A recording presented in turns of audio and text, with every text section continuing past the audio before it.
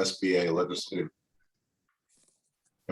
Legislative Director, and I'd like to thank you all for joining us for another Coffee and Conversation with Legislators. Today we have with us from District 11 in Baltimore County, one of the true leaders in the General Assembly on climate change. He is Vice Chair of the Environment and Transportation Committee, with a capacity he has served in since 2015. He has worked on climate change legislation in Annapolis for several years. In fact, even wrote a novel on envisioning the impacts of major climate change on our planet, and recently wrote a piece in the Baltimore Sun titled "Could Maryland Handle a Heat Dome?" I'll let him tell you a little bit more about that.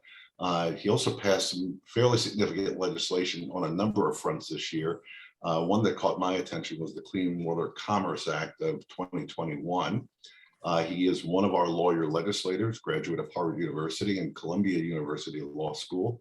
He is Delegate Dana Stein from Baltimore County, and I will turn it over to former Senator Bobby Zirkin, our team member, who is possibly one of the better interviewers I know. So Bobby, take it away. All right, well, thank you everyone, and good morning. And Delegate Stein, it's good to see you.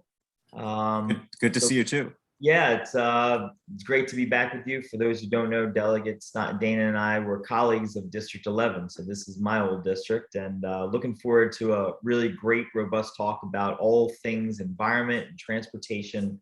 And Dana, just so you know, this is being recorded and will be sent out to attorneys in the Maryland State Bar all across the state. And so really excited to have you here. And before we get going, if you could just, for the people who don't know you, just kind of introduce yourself and what you do for a living outside of the General Assembly, and then a little bit about maybe how you got into politics. Sure. No, thanks. Well, first, thanks to you, Bobby. It's always great to see you, and to Richard for the invitation to participate today. So I am, as I think Bobby mentioned, a lawyer, though I haven't practiced for about 3 years. I'm still a member of the Maryland and DC bars. I practiced, when I did practice, it was at the DC office of a Cleveland-based firm, then called Squire, Sanders and Dempsey. And I did everything from corporate work to antitrust and international trade. But then I got involved in nonprofit work and set up a program that's called Civic Works, which is an AmeriCorps program. We call it an urban Peace Corps. We run a high school, do a lot of community development and training activities. So I do that when I'm not in session, and it's a great way. I'm fortunate to be both a member of the General Assembly, where I can work on broad policy issues, as well as head of a nonprofit that is on the ground helping improve the lives of young people and partnering with communities primarily in Baltimore, but we do some work in Baltimore County and surrounding counties as well. So, and got involved in politics. I mean, like a lot of folks who get elected, been thinking about politics ever since I was a young kid, and had a family that was very political, talked about the key issues of the day, and just thought that politics was the way to make major change to improve the lives of young people, and really people of all ages. And first ran, and Bobby was my campaign manager in 1994. We made a valiant effort, weren't successful then, but again, it was because, well, I've been working in the nonprofit world for a few years and saw some of the key issues, especially affecting urban communities firsthand, and thought that by running for office could have more of an impact. But fortunately, it took a few tries, but in 2006, was able to join Bobby as a colleague in Annapolis when he became my state senator, and I became a delegate. And it's been a real pleasure to work with Bobby and to know him for all these years. And just so you don't get in any trouble, Dana is also married with three three beautiful children who are going back to school soon, like the rest of our kids. So just thank you. That's right. So I don't catch any flack on that. Yes, thank you. So you got into politics back in 2000. Obviously, your work at Civic Works, you had an interest in the environment. And now, fast forward all these years, and you are now the vice chair of the Environment and Transportation Committee in the House of Delegates. And for those who, a lot of lawyers, even myself, having been down in Annapolis, didn't really spend a lot of time in that committee because of its jurisdiction. So for those who kind of don't know what that's all about, can you talk a little bit about what that jurisdiction is, and then kind of your interest within that within that committee structure? Sure. Like every committee, it has sort of broad jurisdiction. The full name of the committee is Environment and Transportation. So those are our top two areas. And environment can cover everything from climate change to the Chesapeake Bay, which is obviously a huge issue, a defining issue for Maryland from an environmental and economic point of view. And transportation covers the waterfront, everything from motor vehicles to other forms of transit to the rules of the road. We also cover housing, which certainly during the pandemic, with the challenges affecting both renters and homeowners, their ability to pay rent or mortgage, we've had a lot of issues front and center. Then we also cover, well, I mentioned housing and real estate matters, and then also issues such as natural resources, agriculture. So it's a good, it's a good variety of issues. And when I got down there in 2007, I'd always been an environmentalist, so it was great to be assigned there. One of the things that one learns as a legislator is how much one really does not know, especially about the subject areas of a committee that we're not too familiar. Like, for example, in my case, housing. So it's, the first few years of being a legislator, it's as much learning about your committee, about the subject areas, about the different advocates on all the sides. And so, it is a learning curve. I think I've made it a fair amount the way up, still have a ways to go, but there are always new issues. And, one thing we've learned during COVID is to expect the unexpected. And that happens not just in healthcare, not just in the economy, but really with almost every issue that we deal with. So we have to be quick on our feet. So you are a veteran now, and one of the, if not the biggest pieces of legislation, certainly in the top 5 this year, had to do with something called the Climate Solutions Act, which was actually your legislation. You were the lead sponsor of this bill, and back home, we just heard about fights between the House and the Senate on it, and it ended up not passing this year. And so, could you take us through, what that is all about? It's particularly relevant now. I just got back from the West Coast, where the town we were in was completely, it looked like a New England fog, but it was smokes from the fires out there, which are burning out of control. You see, just weather patterns which are out of control, and changing all the time. Really relevant piece of legislation. What's in this bill? What is it that Maryland can do to affect this? With obviously it's a global issue. And then I guess what happened with this piece of legislation since it did not pass? Sure. No, those are great questions. You're right.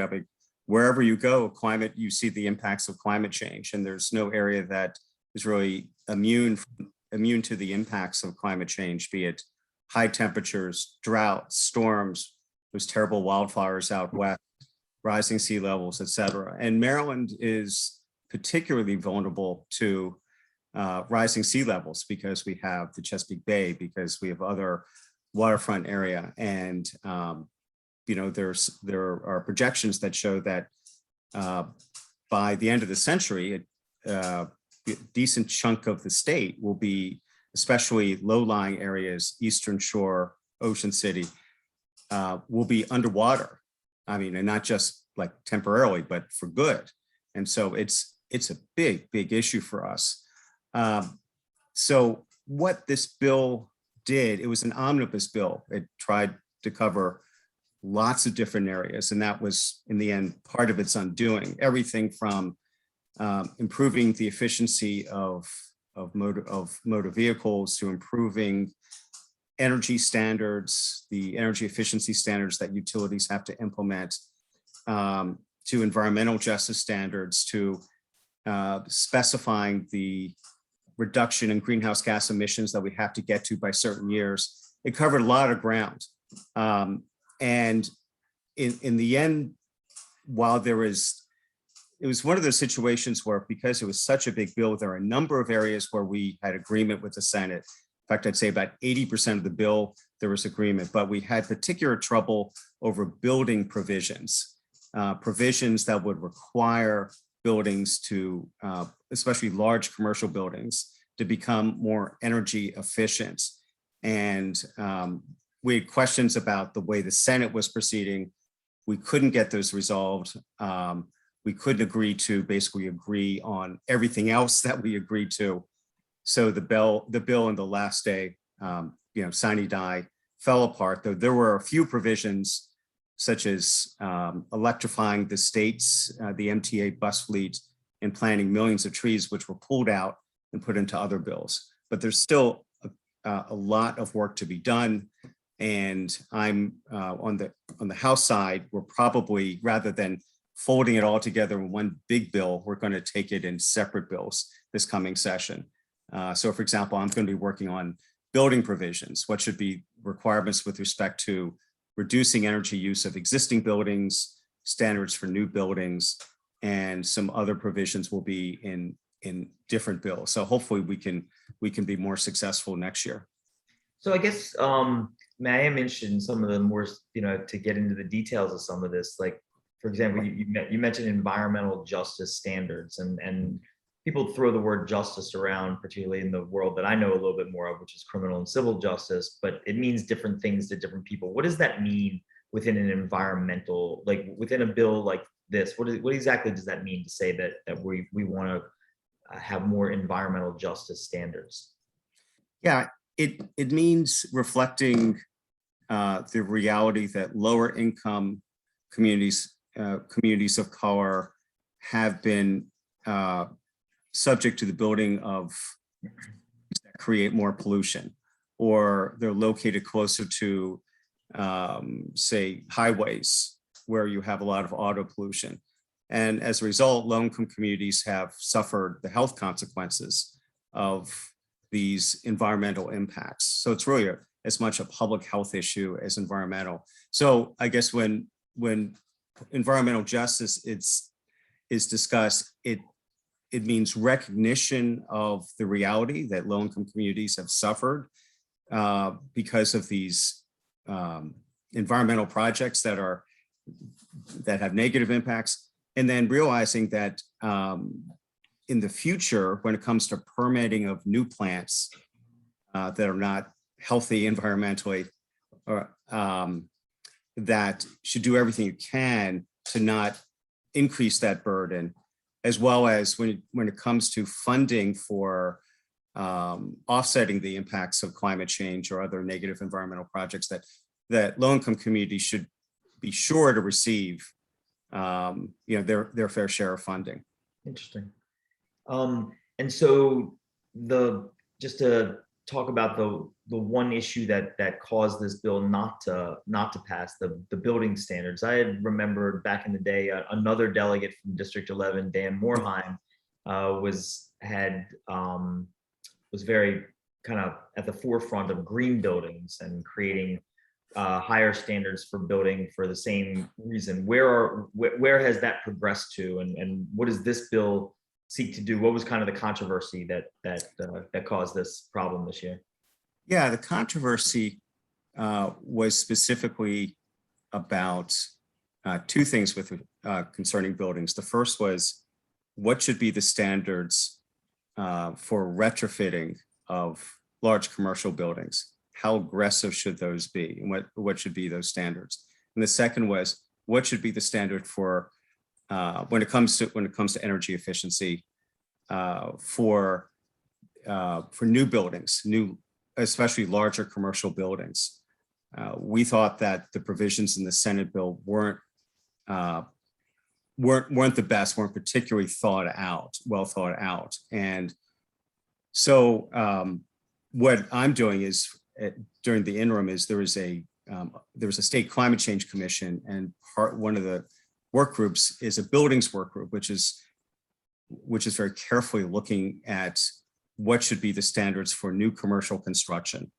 And so I'm talking to different experts as well as listening to discussions of this very diverse work group that is going to be making recommendations for what should be the standards for new building construction. There are already building codes in place, these international building codes that the state adopts and in turn localities adopt, which every year require more efficiency. But the goal is to try to take 1 or 2 steps ahead of that so that we can reach our goal of reducing greenhouse gas emissions.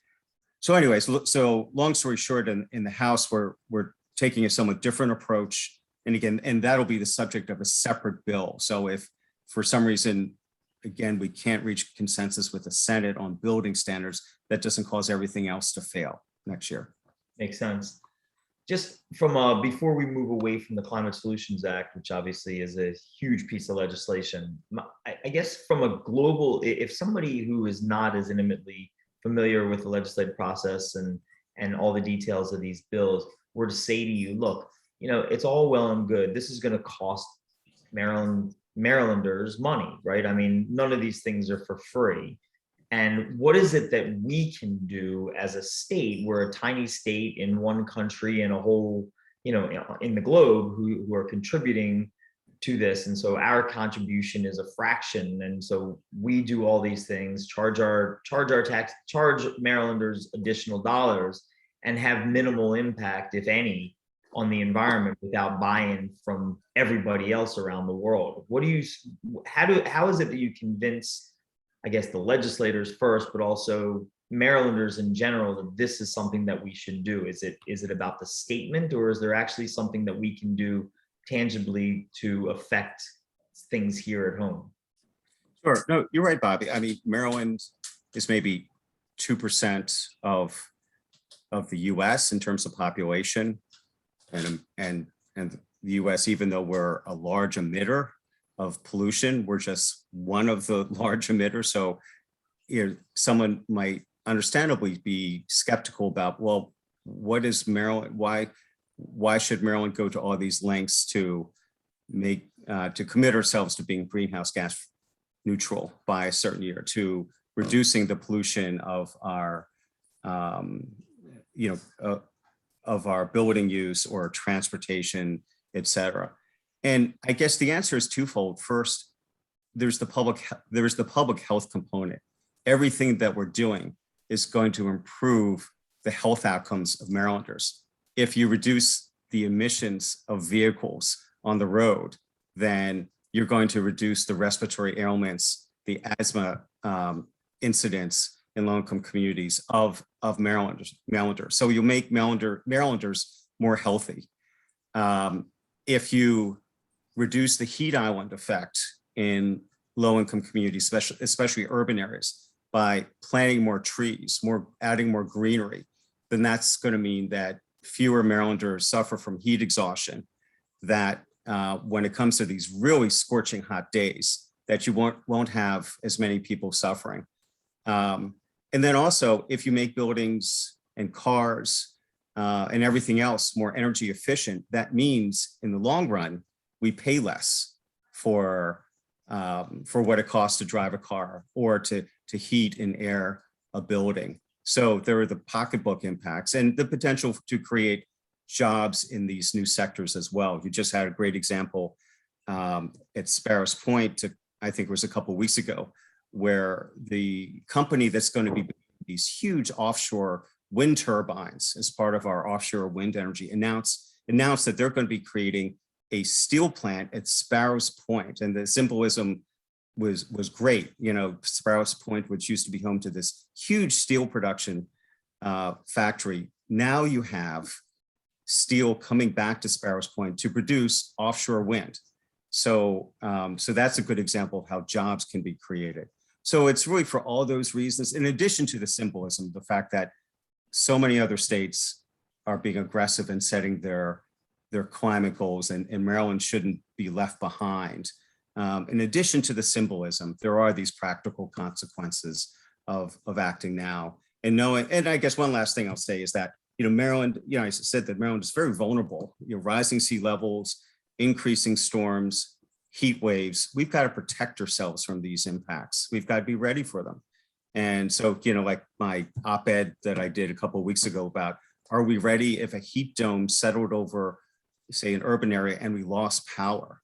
They say that, if you look at what happened in Texas with the cold wave or out west with the heat wave, I mean, lives have been lost. So are we protected from those types of extreme events? Are we protected from the flooding and sea level rise that is going to affect really every major community along the Eastern Shore and some on the Western Shore? So those are the types of things we have to protect ourselves against. Really interesting. And it's going to be an important piece of legislation for Maryland, and looking forward to watching its progress during this next legislative session. Let's move Thanks. on. We spent a long time on that, but I think for good reason. Another bill that you were championing was the Clean Water Commerce Act. Could you just kind of go through what that was? That ended up passing, correct? It did. It did. What was that all about? And can you take us through that piece of legislation? Sure. So back in, I think, 2010, the EPA told every one of the Bay watershed states, hey, collectively, your efforts are not getting the job done to try to clean up the Chesapeake Bay. So rather than just leaving it up to the states, the EPA said to each state, including Maryland, Pennsylvania, Virginia, New York, other watershed states, you have to clean up your act. And these are the goals that we're establishing for you in terms of reducing the pollution that you let into the Chesapeake Bay, be it stormwater pollution or other particular pollution. And so each state then had to submit a plan beginning back, I think, in 2011, as to how they were going to accomplish these targets. And now we're just 4 years away from when these targets have to be fully implemented. It's called being on a pollution diet. And it says that, again, when it comes to like phosphorus, nitrogen, sediments, runoff into the bay, each state has to reduce what it's putting into the bay. I'll get to Pennsylvania in a second because they're one of the states that are not doing enough. But Maryland has a pretty good track record of doing a lot to reduce, say, runoff from farms or from sewage treatment plants, other sources of pollution, but we need to do more. So the goal was to take some of the money from what's called the Bay Restoration Fund and make sure that it's applied to the most efficient practices to reduce pollution into the bay. And it's broken down by category, by sector. For example, agriculture is one of the sectors, and says we need to, in providing these funding to farmers and other groups, make sure that they are what's funded is the most effective at reducing pollution into the bay. So that's sort of the gist of it. It's to help us meet our 2025 goal that the EPA, especially under the new administration, will be enforcing, subject to potentially to penalties if a state doesn't meet them. Now, one of the bigger political issues about the whole bay cleanup is probably most people listening in know, Pennsylvania has been derelict in meeting its commitments. And yet they contribute a lot of the pollution to the Chesapeake Bay because the Susquehanna, comes through Pennsylvania before it enters Maryland and goes into the Chesapeake Bay. So as a result, the Maryland Attorney General and I believe the Virginia Attorney General sued the EPA recently for failure to enforce in particular Pennsylvania and I believe New York's obligations to reduce their pollution into the bay. So this is sort of a regional issue and fraught with some politics, interstate politics, in addition to legislative one here in Maryland. It's interesting. Actually, if you, I have some questions on this, but I know Richard Montgomery has a question for you on this particular issue, something that's of interest to him. Richard? Actually, it was not on that issue. It was on a separate bill. You mentioned drivers a moment ago, and I wanted to get your impressions of the whole experience dealing with House Bill 23, which was the Maryland Driver Privacy Act. Richard, if we could, if you don't mind, can we stick with climate solution? I mean, with the commerce sector, just on some questions, and then we'll get to that one next. Sure. Is that okay? Sure, All right. it's fine. All right.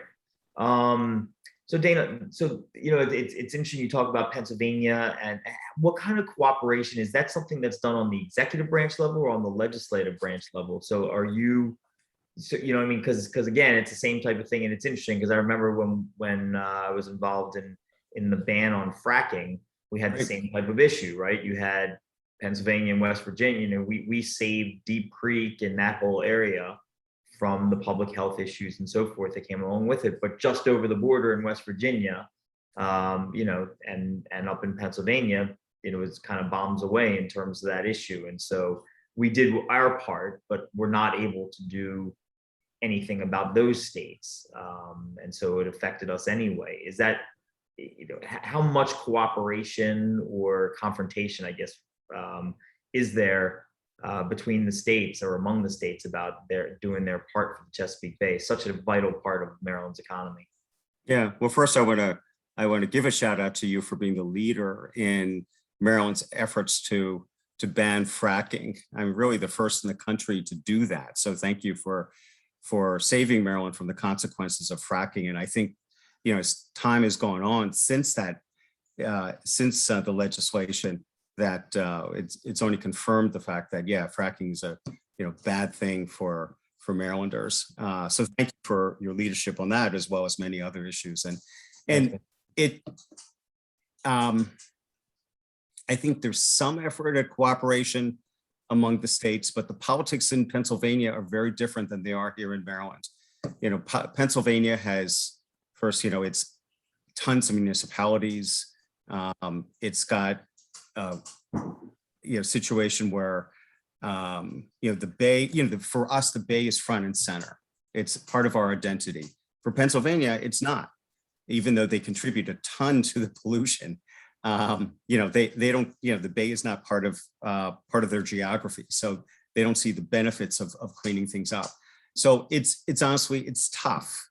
There are some efforts through what's called the Chesapeake Bay Commission, which has legislators, including me, from Maryland and Virginia and Pennsylvania, where we talk to our colleagues in the other states and try to push forward legislation that helps with the Bay. But the politics in Pennsylvania are just so different on lots of issues, but including the Bay. So it's hard to have cooperation, say, with between Maryland legislators or officials in Pennsylvania, which is one reason why Brian Frosch and Chesapeake Bay Foundation decided to sue the EPA to hold Pennsylvania's feet to the fire in terms of compliance with their obligations.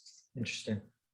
Really interesting. All right, let's switch, because we could spend hours on this, and we may, because this is fascinating stuff. And I hope for those who are listening and who are going to listen, you see why we are so proud of having Delegate Dana Stein representing this area in the General Assembly. Let me move to the bill that Richard had asked about, the Driver's License Privacy Act. That was another bill that you were the lead sponsor of. And it was passed into law. So what does that do? Yeah, no, I should say it was vetoed by the governor. So it was vetoed, okay. It was vetoed, yeah. So this stemmed from the fact that a few years ago, there were news stories coming out that the Immigrations and Customs Enforcement, or otherwise known as ICE, was getting access to state files, in particular MVA files, to identify undocumented immigrants in different states. I mean, but it was happening here in Maryland as well, using that data from Maryland for the purpose of picking up and deporting undocumented immigrants who aside from the fact that they came here unlawfully, had committed no crime. And what struck us in Maryland as being particularly unfair about that is that 8 years ago, we had created, it's called a second-tier driver's license for undocumented immigrants. And we said, come out of the shadows. And when it comes to driving on our roads and insurance, get your driver's license, become insured. It'll be safer for all of us. And, never did we tell those individuals that, hey, we're going to turn around and then provide your driver's license information to ICE so that you can be deported. And so a lot of us in the legislature felt that was unfair. And so we passed a law that said that basically ICE cannot cannot get access to driver's license information for immigration enforcement purposes unless they have a criminal justification. In other words, if it's for criminal enforcement, then fine. If they have a subpoena, they have a warrant, for an individual that they're looking for, that they want to get access to our database for, then fine. We're not saying, no to that. But if it's otherwise just for civil enforcement of immigration law, specifically to pick up someone and deport them, then they couldn't have access to it. And it just became it was a controversial issue, got caught up in the whole sort of very big national debate about immigration, but it did finally pass. And I'd had the bill in for a few years, and this time it passed both the House and the Senate, but then it got vetoed. So hopefully it's something that the legislature will look at overriding in January, because it did have, I believe it had veto-proof majorities. What was the rationale for the veto? I remember in dealing with some of these immigration issues, state on the state basis, it was challenging to thread the needle between making sure that you could protect public safety while not wanting not to do anything bad to individuals who have been here or taxpaying and done, let the feds deal with those issues, but then kind of making sure that you thread the needle and protect public safety for those who have committed crimes or who have been in gangs or things of that nature. So what was the rationale for, I guess, how did this bill thread the needle, if it did, and what was the veto? What was the veto about? Yeah, no, there was concern that for law enforcement purposes with this cripple investigations, and the answer was no, because if it was for purposes of criminal immigration enforcement, then fine, this bill had nothing to do with it. But I think the reason the governor cited we thought was misplaced, because what he said was he thought that this would affect the state's ability to screen, for example, when you have international travelers coming into the U.S. You want to make sure they're not on the terrorist watch list. Or similarly, when you have cruise ships that are docking in the Port of Baltimore, you want to be able to check the manifest of passengers who are coming in to make sure there are no bad guys on that list. Well, our bill had no impact on that. We made clear about that, and in a couple of cases, we worked with the relevant state agencies. But nonetheless, that was his justification cited, that it would have impact on Homeland Security.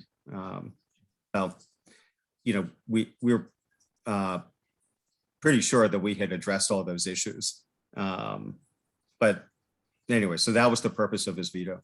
Interesting. It's those were very challenging issues, because you never wanted to do something to impact Homeland Security, and you wanted to be compassionate to individuals. They're very, very, very challenging needles to thread on those types of issues. All right, well, we will keep a watch on that. Let's change for a second. There are some things that maybe not. Actually, before we move away from the Environment and Transportation Committee, you had mentioned housing and renters issues and so forth. That was obviously a very hot issue, and I guess with the latest surge in COVID, it may be again. And so kind of take us through, I guess, I don't have a specific legislation in mind, but what did you and your committee deal with this year in terms of the renters and evictions and landlord tenant type issues. What was Sure. your role in that?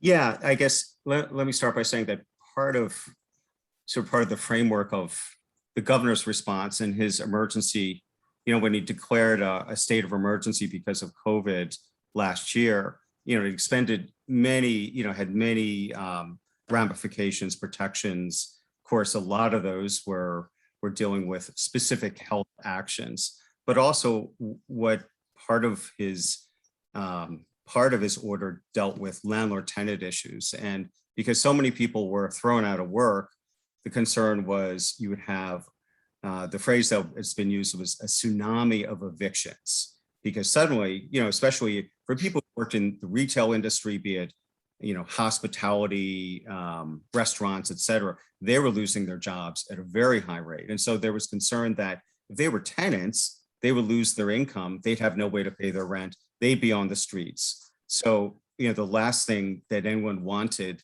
in a public health emergency was for people to lose their apartments or to lose their homes, be thrown out of the streets, to have to be put into congregate settings where maybe COVID could run rampant.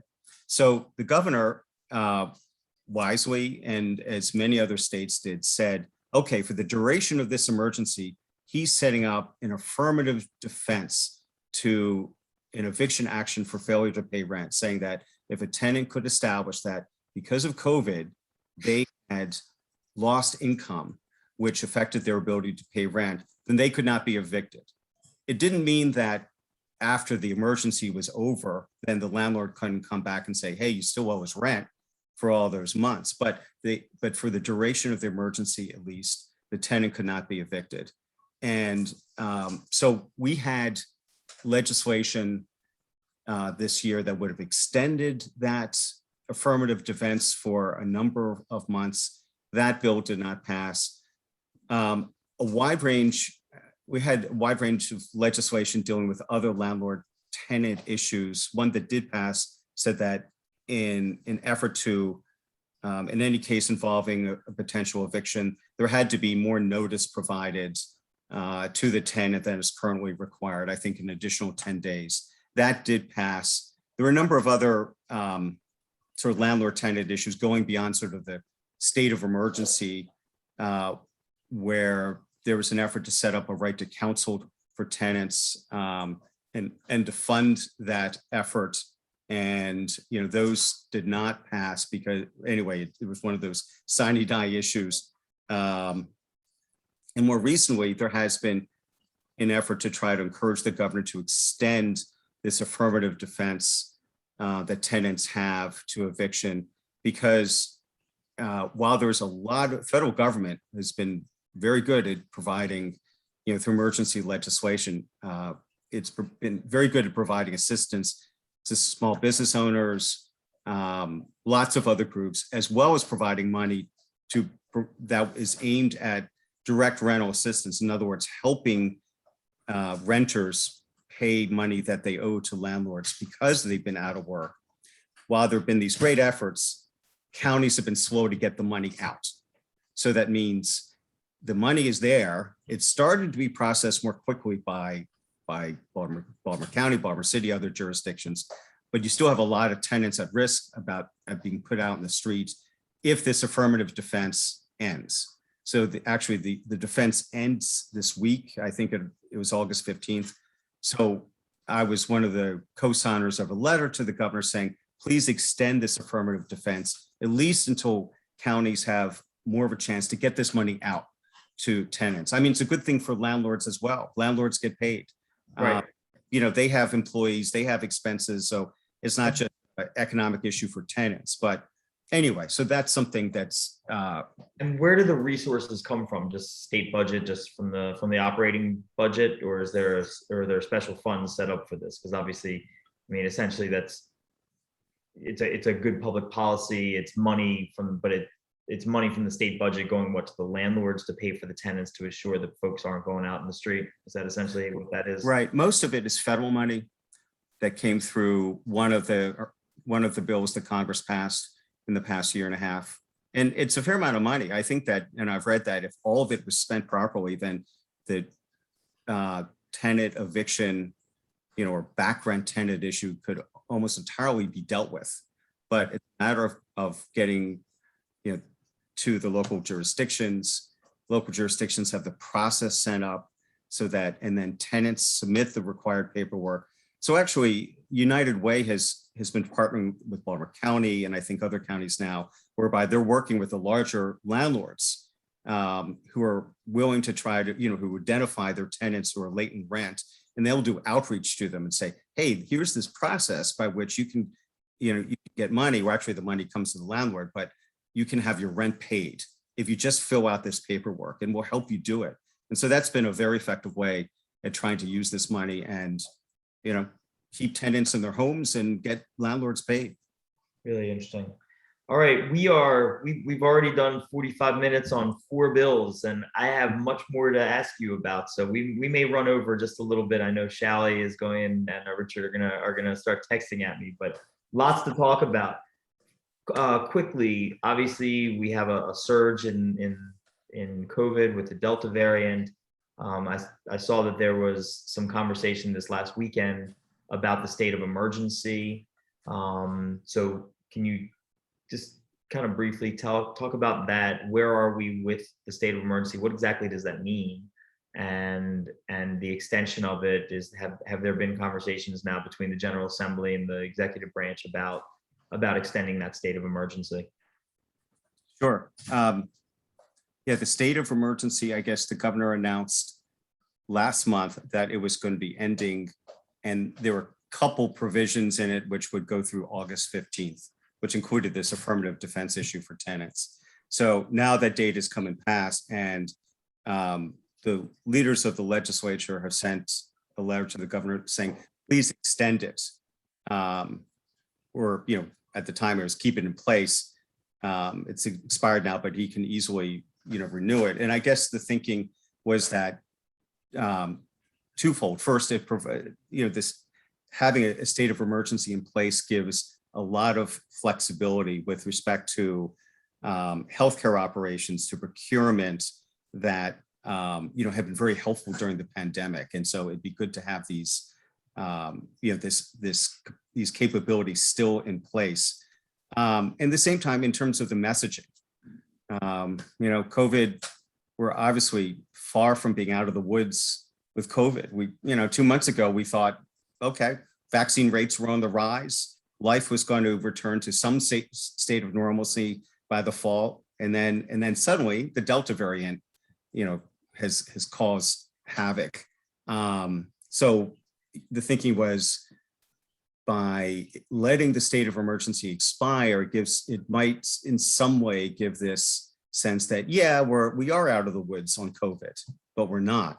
So for those reasons, the legislature was urging the governor to extend the state of emergency. And the governor has said that he doesn't think he needs to extend it, that and just reading from a summary of the governor's response, that the state is well positioned to weather the pandemic even without a state of emergency in place. So it doesn't seem like, at least as of now, unless things continue to get worse with the variant, that he'll reinstate that state of emergency. Okay. And kind of a corollary question on that is obviously why it's a raging debate, I have no idea, but apparently masks have become the new rallying cry for some. I'm not sure I quite understand it, but that's editorial comment. In terms of mask mandates for Baltimore County, for the city, for things like Ravens games, which I care a great deal about, where are we in the state, and kind of where do you see things heading? But obviously, General Assembly doesn't go back in until January. So kind of take us through a little bit where we are now, where you see this heading. Yeah. Well, first there's the schools. And, while the Maryland Department of Education has said it strongly recommends masking for everyone who comes into a school, student and otherwise, that's left up to the individual school district. And so about half of the school districts have said they're not going to require masks to be worn. So to me, that's not good public policy. You've already seen in other states where school districts have opened up, you've seen outbreaks of COVID. I think in one school district, where was it? One of the, Carolina or something. yeah, one of the states down south where within a couple weeks of opening up, they already had 100 cases among students, 20 among staff. So things had to be shut down. Students, of course, under 12 are not vaccinated.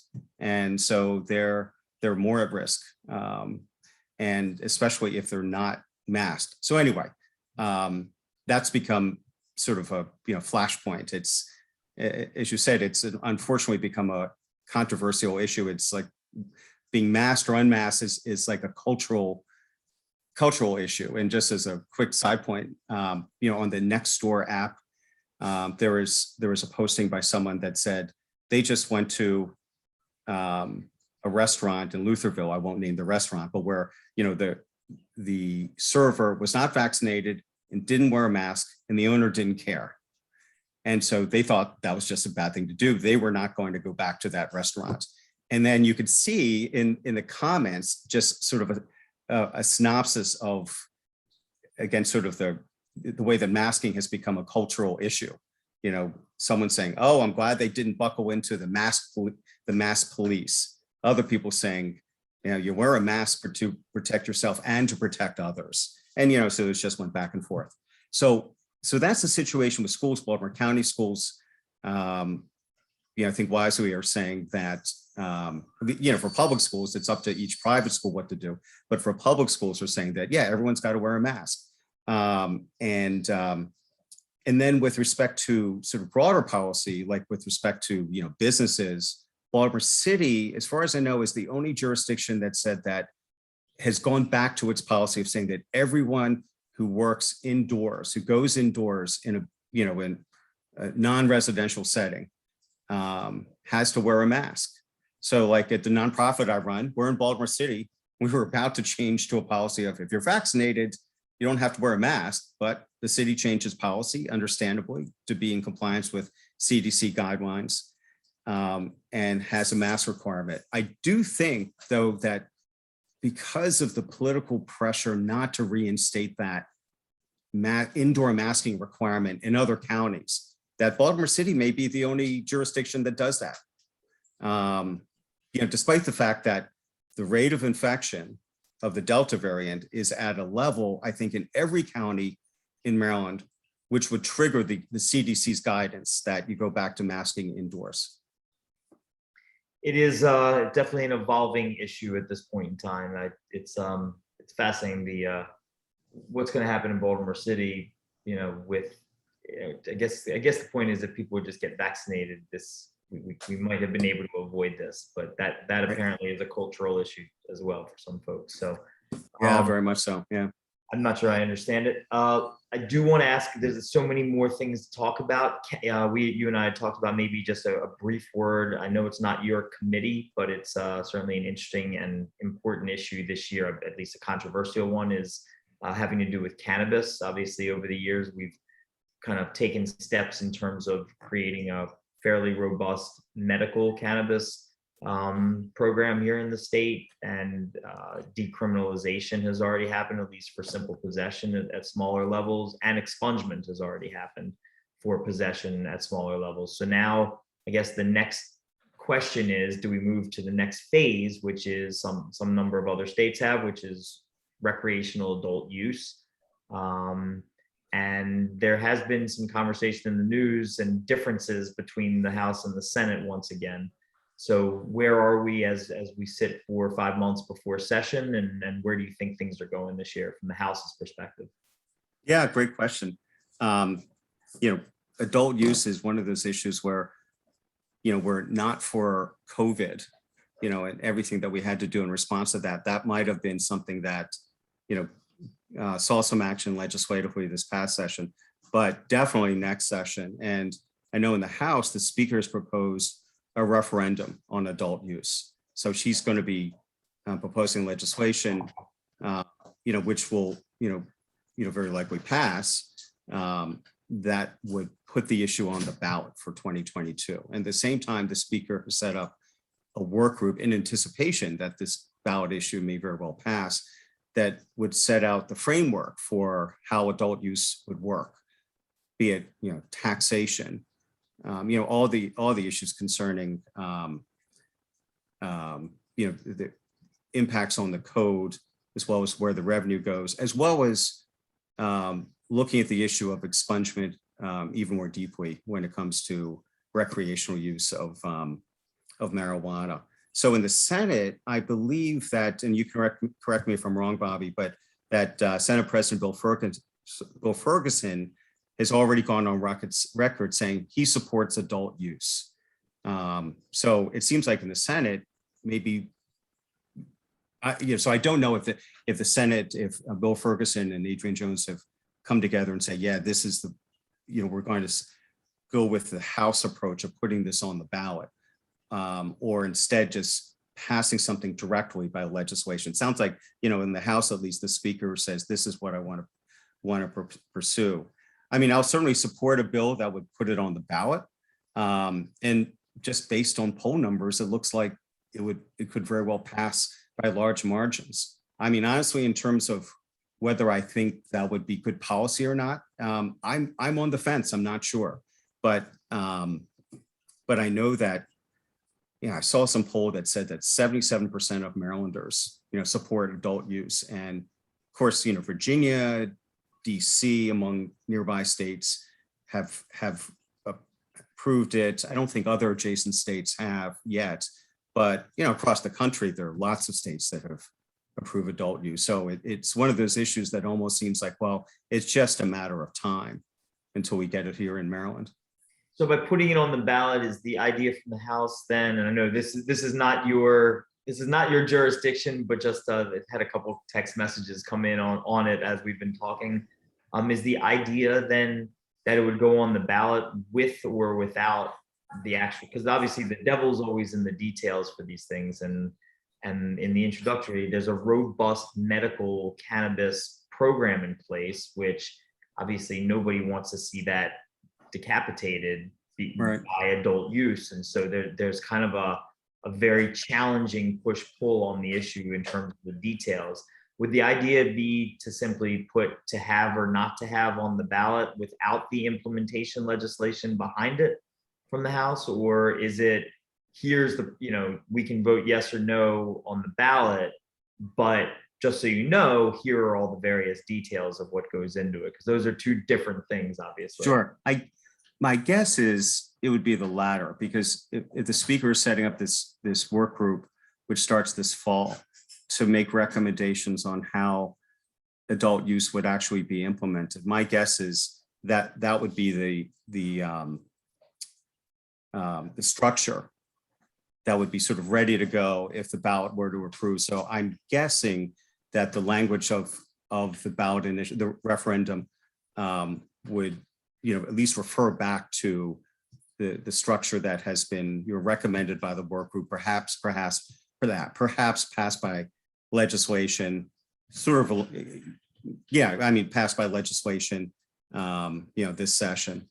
Interesting.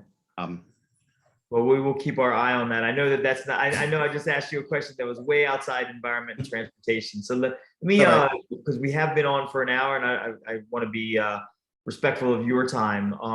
I do have I have many questions about a lot of bills from electric cars and the expansion of 495 and 270, just not enough time to get through all of these things, funding of MTA and maintenance and so forth, which is quite an important issue.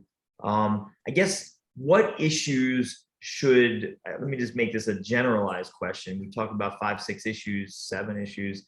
What issues are of importance to you that you think that folks who are watching this should be cognizant of coming up in this General Assembly that are within your jurisdiction, other than the ones that we've discussed? Is there anything important that you'd like to bring out? Yeah, issues that I think especially MSBA members might be interested in. I do think that what we've just been talking about, the adult use issue, is something that members would be particularly interested in, because of the potential criminal law consequences of, how do we for if we approve, if it turns out it's the voters who approve adult use, what's the structure in place that they approve with respect to criminal law adjustments to deal with situations where offenders have been convicted. And as you know, and I'm sure many of your listeners know, this is an issue of in terms of allowing adult use. It's partly an issue of, okay, we should get with the times, so many other states are doing it, but also an issue of equity, that there's been a disproportionate impact of our marijuana laws on people of color. And so we shouldn't have this in place anymore, as well as there should be efforts to try to rectify the disproportionate law enforcement actions against communities of color with at least some of the resources that might be gathered from tax revenue that will come from adult use. So I do think that that's probably a top of mind issue for for members as we move forward into the next session. Anything else within your committee that you think folks should be cognizant of? Well, on the climate front, there will be, I think that for those who are representing, say, the real estate industry or the building industry, some of the legislation is going to have an effect on those sectors.